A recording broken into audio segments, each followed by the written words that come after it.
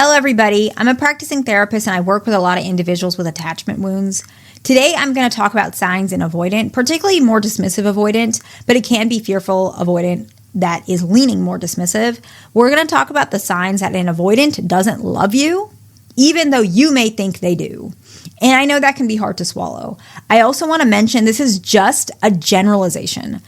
Every individual is different. That means that your partner could very well fit all of these things and still love you. This is just a general sense.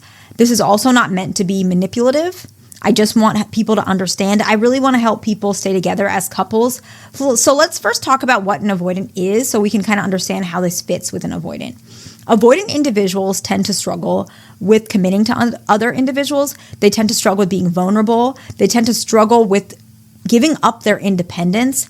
And with fearful avoidant individuals, they also struggle with high levels of anxiety simultaneously or sometimes off and on between high levels of detachment, right? Dismissive avoidants, they tend to stay detached throughout the remainder of the entirety of the relationship. However, they can slowly start getting closer. Whereas fearful avoidance, even in the beginning, you can see a hot and cold type of situation, and that can happen throughout.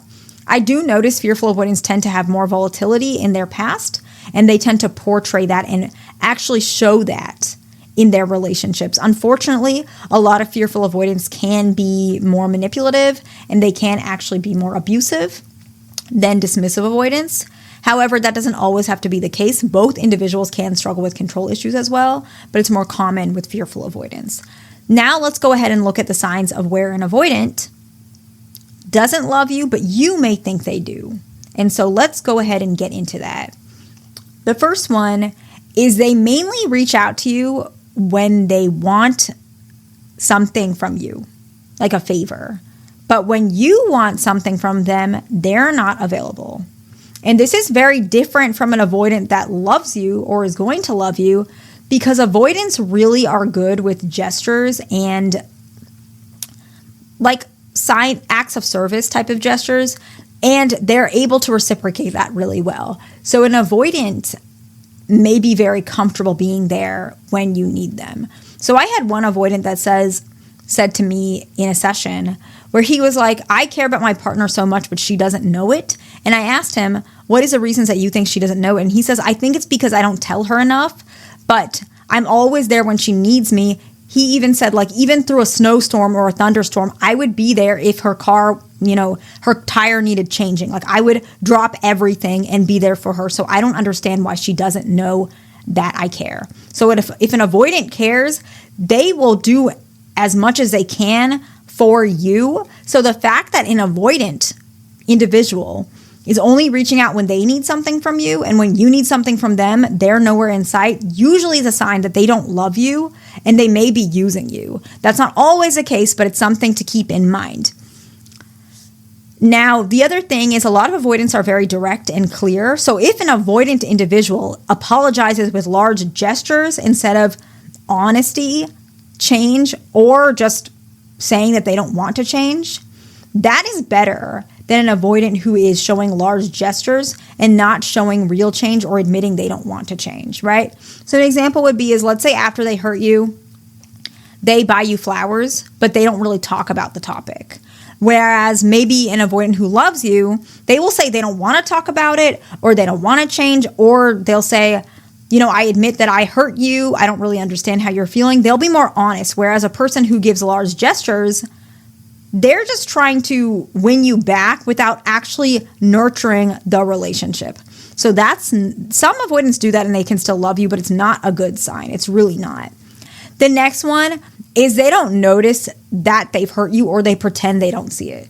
Avoidants are very, very sensitive to their partner's moods. Whether you guys know it or not, they are, especially dismissive avoidants. And so by them not being sensitive to your moods, it's because they don't value you. An avoidant, they're very sensitive to a person's moods because what happens is in their childhood, their parents, their moods called the shots. So that's why the avoidant tends to be very self-soothing and self-regulating. But they have to be aware of the other person's moods in order to know, okay, this is a moment where I really can't get my needs met. And they do that with bonds that they're close with. So if they're not putting that onto you, they probably don't see you as something deep to them, because otherwise they would put those patterns onto you, if that makes sense. The next one is lack of respect for the relationship. This is not always the case, but it is common where an avoidant doesn't love you, is they will be flirting or cheating on you. Flirting with other individuals is what I meant. Because avoidants, regardless of their attachment style, they still have some awareness how relationships work, right? And so when they don't show that they respect you, oftentimes it's a subconscious way of them trying to push you away, maybe because they don't love you. It's not always the case, but it is pretty common. The other one is no effort at all. Now, I had mentioned this many, many times that avoidants do change.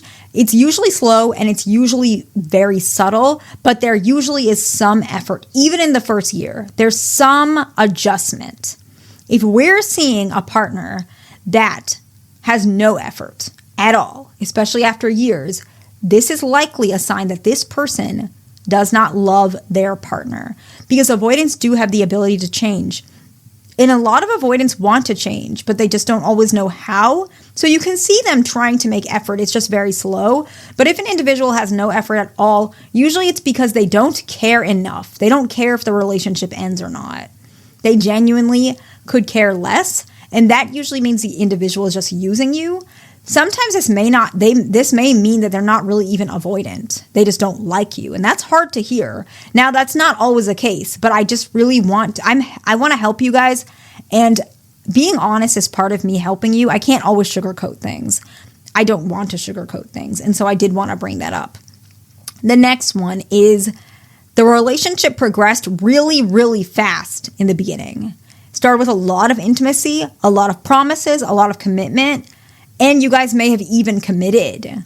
But then after that, the relationship fell really down. Whereas if somebody loves you, an avoidant, what they typically do is they start charming, but they definitely don't commit to you. They don't commit. They don't move in. They don't do any of those things in the beginning of a relationship. They may talk about it a little bit, but typically it's just that they're very charismatic, they're very talkative, they're very romantic, and those things can die down when their feelings start getting deeper. But they never commit to somebody in the beginning. Now, if a person does commit in the beginning and then later they die down and later they show other behaviors, that's usually a sign they just don't love you and maybe they're using you. I hope that differentiation made sense. I don't really know how else to add clarity to it, but if you guys have questions, you can comment it. Now, this sign I think is more something that you as a partner need to take time to reflect on. And that is when reflecting on the relationship, like thinking about it from the very beginning, you actually feel further away from the genuineness of your partner than when you first started the relationship. And this is the opposite of when an avoidant loves you. When an avoidant loves you, even though there's not a lot of intimacy and romance, you know your partner better now than you did when you first met them. If an avoidant doesn't love you, you don't know them at all, even after 5 years, even after 3 years, whatever it is, you feel like you don't really know them. That's a sign that an avoidant doesn't love you. And the last one is you're the only one who attempts to communicate in fights, or you're the only person that fights for the relationship. A lot of people think all avoidants do this. No. I have seen a lot of avoidants, when they love you, they attempt to communicate, even if it's very poorly, they don't know how, they still attempt to communicate a little bit. If an avoidant doesn't love you, they do not attempt to communicate or fight for the relationship at all. And I hope that makes more sense. The reason why I brought this up is because a lot of individuals want to know the difference, and they may be staying with a partner for a long time, not understanding that some avoidants can do certain things that they feel all avoidants can't do. And the reason why is because their partner may just not care about them enough. And that can be scary to admit, but I just want to be really honest with you guys because I don't feel like it's fair for you guys to not have the information that you deserve. So go ahead and like and subscribe, and I will go ahead and see you in the next one.